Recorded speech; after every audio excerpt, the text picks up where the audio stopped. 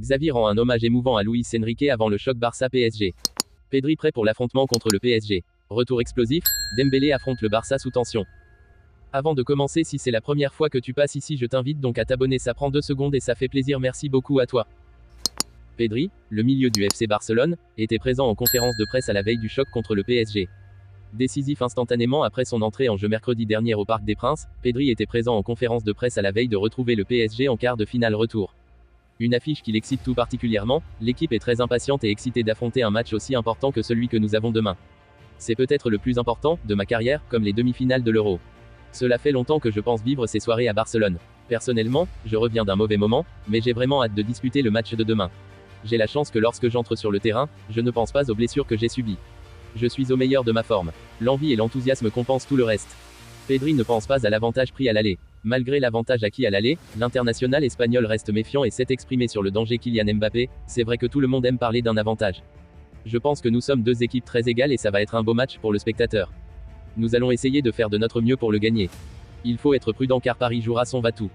Ils vont essayer de renverser la situation et c'est vrai que nous avons cet avantage, mais il faut sortir et manger Paris. Je me sens fort et j'ai toujours envie de jouer ces matchs. Jusqu'à ce que cela me donne, je donnerai tout sur le terrain. Après, je demanderai un changement si nécessaire. Il faut avoir le ballon et s'assurer qu'il ne vous donne pas d'occasion.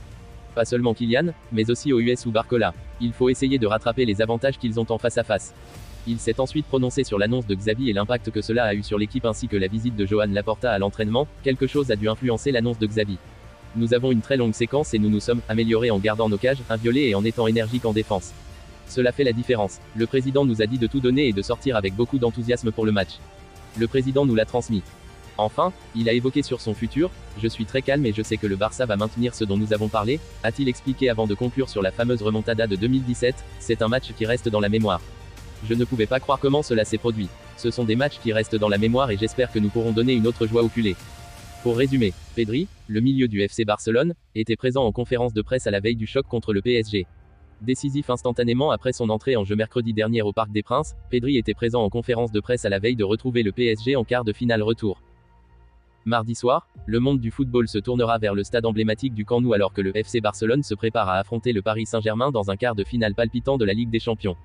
Cependant, bien avant le coup d'envoi, un autre spectacle, empreint de respect et d'admiration, se déroule en coulisses, mettant en scène 2 personnalités incontournables du football, Xavi Hernandez, le nouveau maître à la barre du Barça, et son prédécesseur, Luis Enrique, actuellement à la tête du PSG.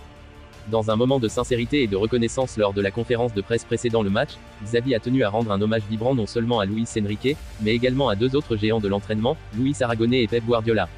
Ces paroles résonnent avec une émotion palpable alors qu'il déclare « Luis Aragonés, Pep Guardiola et Luis Enrique sont les 3 entraîneurs qui m'ont le plus marqué.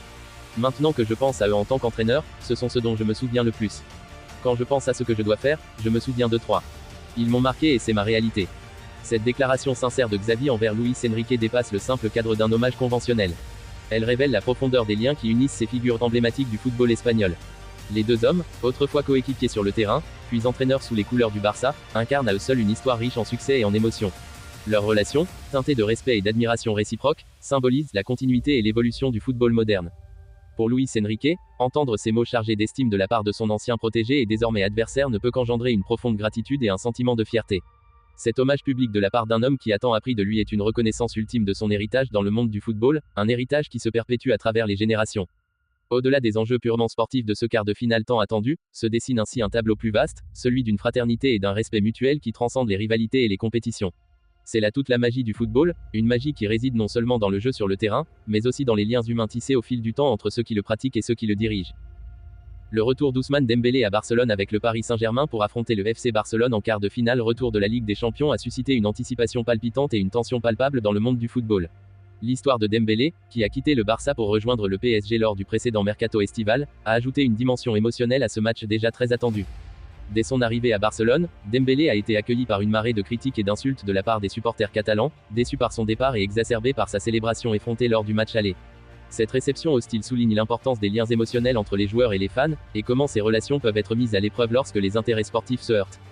Pour Dembélé lui-même, ce retour à Barcelone représente un véritable retour aux sources, où il retrouve son ancienne équipe, ses anciens coéquipiers et la ville où il a évolué pendant plusieurs saisons. Son visage impassible à sa descente du bus témoigne à la fois de sa concentration et de sa détermination à répondre sur le terrain, mais aussi de son respect envers son ancienne équipe malgré les tensions et les rivalités. La pression qui pèse sur Dembélé est immense. Non seulement il doit faire face à l'attente de ses nouveaux supporters parisiens, mais il doit aussi faire face au jugement de ses anciens supporters barcelonais. Chaque mouvement sur le terrain sera scruté et analysé, chaque décision sera jugée à la loupe. Dans ce contexte, la rivalité sportive entre le PSG et le Barça prend une dimension encore plus profonde, alimentée par des récits personnels et des émotions intenses. Le match lui-même promet d'être un spectacle épique, où les enjeux sont élevés pour les deux équipes. Dembélé se retrouve ainsi au centre de l'attention, avec la possibilité de faire taire les critiques et de marquer l'histoire du football avec une performance mémorable.